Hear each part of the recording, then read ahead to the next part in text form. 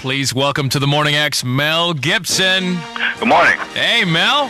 He's Australian for actor. You got our Leslie Fram hostage there at the hotel. Yes, they have me here hostage. All right, Fram, are you okay? Oh, I'm wonderful. Everything's fine. We were just telling him how wonderful the movie is. Jimmy and I had a chance to see it last night. It's an incredible movie. Mel, I was shocked to find out that from start to finish, I mean, you guys started filming that less than a year ago, and this is really like an epic.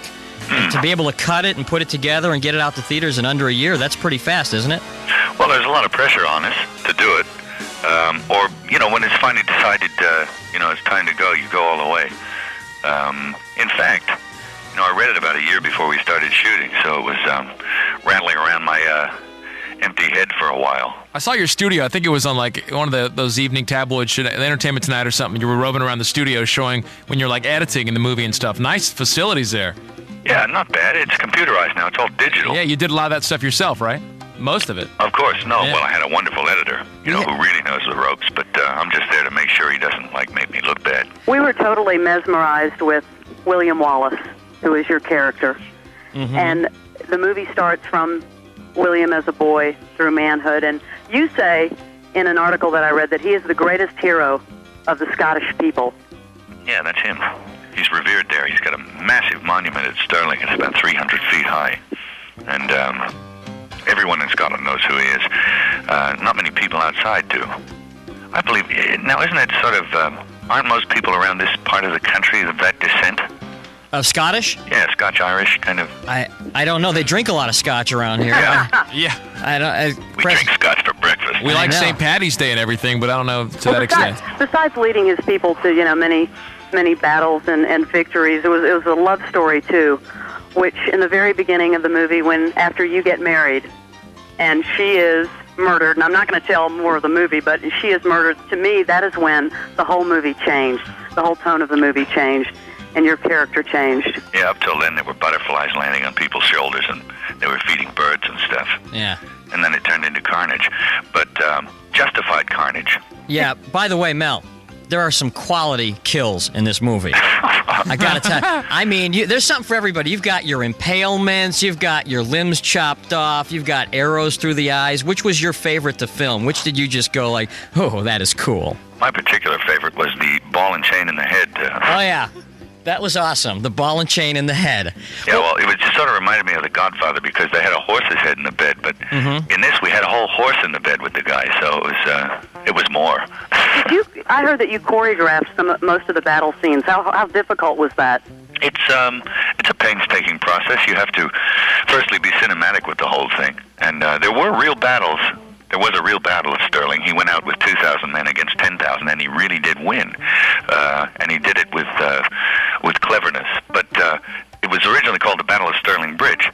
So we had to take the bridge out, and we kind of more or less invented the strategy involved there with tables and little plastic soldiers and, from which came the camera angles and the shot list and the storyboards and the whole deal. So Yeah, there was a scene when all of the Scottish army men decide that they are going to flash the English with their kilts. Were you part of that flashing scene?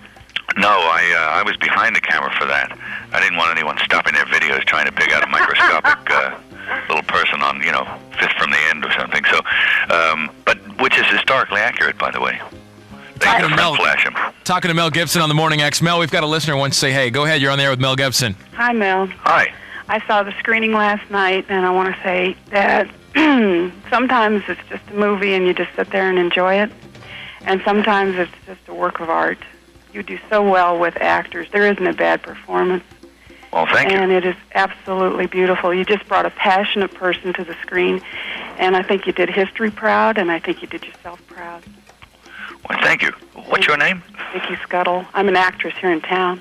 Wow, Anytime you want to spray paint me green and use me as a bush, I'll be happy to be in a film with you. Oh, okay. Oh, my. Hey, Send that Mel. woman a case of champagne. Thanks for calling, Vicky. Thanks.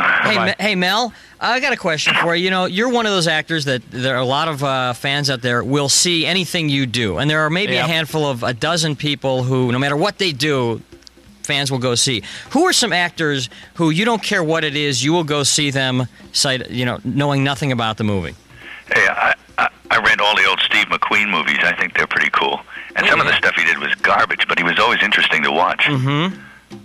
he was immaculate with his props, you know. And Bogey, people like that, you know. Anybody, any of your contemporaries? Hey, I like watch a good Clint movie. Oh, yeah. Oh, man, yeah. Oh, yeah. I'd like to see a Clint and Mel movie. Hey, what music out right now do you like, Mel?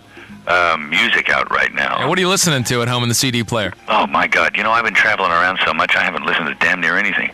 I've been working out to things like Live. Hey, there you go. But they were just in town. Oh, they were? Yeah. Were they live?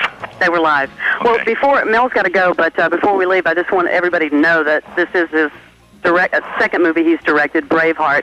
Do you think you're ready to do it again? Because it was a grueling year directing this movie and also acting and co-producing the movie. I'm not ready quite yet. I've got to go someplace, find a rubber room, drool in the corner for a while, you know. Yeah. Hey, Mel, how about a Mad Max movie soon? Oh, no. Well, yeah, I suppose we could do that. And I'm going to wait another decade, and we'll call it Fat Max. All right, let's Fat slap. Max. Hey, and before you let Leslie Fram out of there, we're not going to believe that she was there to snap a photo with us. Send her back with a photo. The photo, you want Polaroids? Yeah, we need some proof that Fran was in there with you. Complete with Polaroids. Okay, Fran, right. let's get it. Go see the movie Braveheart. Yeah, all right, Mel Gibson on the Morning X. YouTube personality Benny Johnson has cracked the code on a new era of newsmaking. It's got to be music to your ears. It's like the angels singing. Listen, learn, and laugh. I had a feeling you'd be in a very good mood. Oh, this is going to be a glorious day on Capitol Hill for you, sir. It's a new cultural landscape. So it's an important moment right now. Does this deserve another look? The Benny Show. Seize it in all of its glory. Follow and listen on your favorite platform.